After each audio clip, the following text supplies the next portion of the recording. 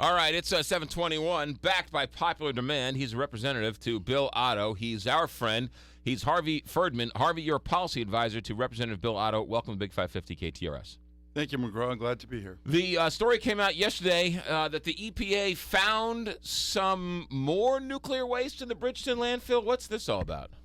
Well, first I have to say I want to, on behalf of Representative Otto, he sends his greetings. Okay. And I need to also let you know that I'm getting a bonus every time I say Representative Otto. Okay, certainly understandable. Do I get that bonus too if I say Bill Otto? Absolutely. All right, Bill Otto. Thank you very much, Bill Otto. Bill Otto. All right, what was the story yesterday?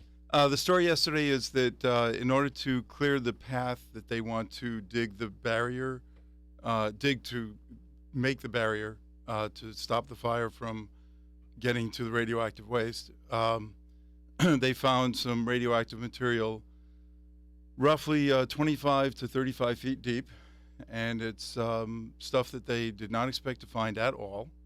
And in fact, it's interesting because there have been 4 previous studies to find where the edge of that radioactive material is, and it totally missed this batch of radioactive material. So what they're doing to put the fire out, they're digging this trench. And you're saying while digging this trench, they discovered radioactive waste.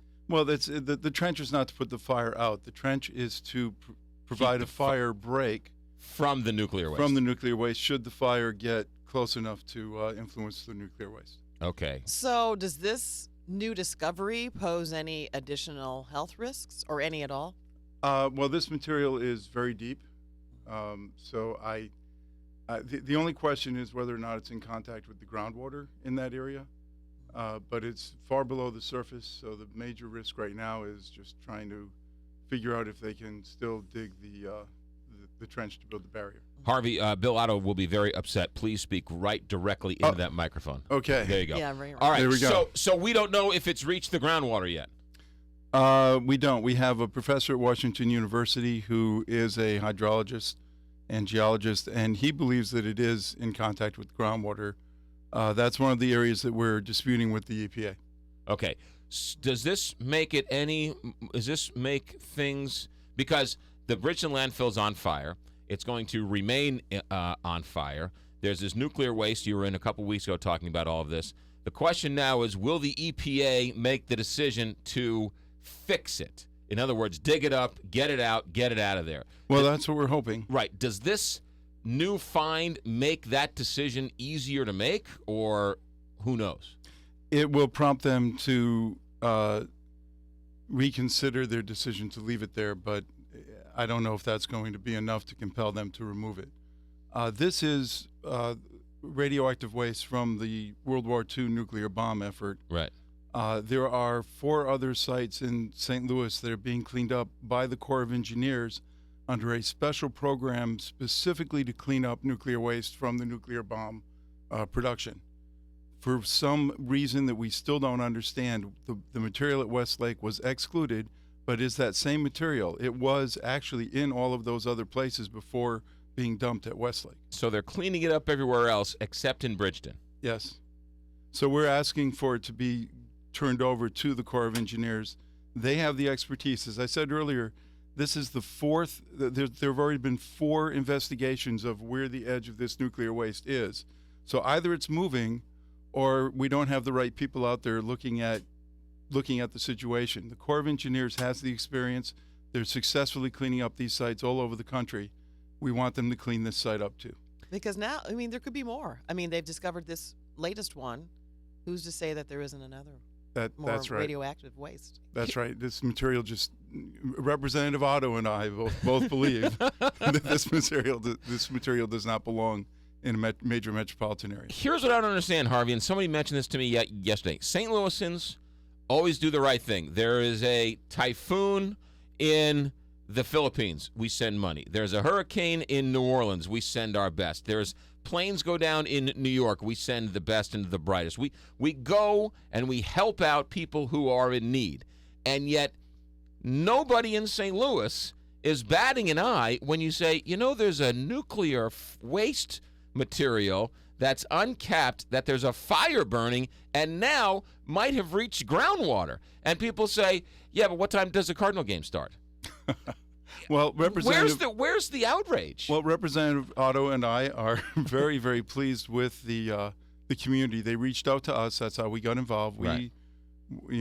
Bill had been recently elected, and we started getting phone calls from the constituents. These constituents have done a phenomenal job of community organizing, grassroots organizing. There was a meeting 2 weeks ago. They had over 300 people attend. They're having another meeting on January 9th. I encourage everyone to go there to their Facebook page, Westlake Landfill, and you'll see the details there. This community really is coming together and stepping up and demanding that the politicians do their jobs. Right.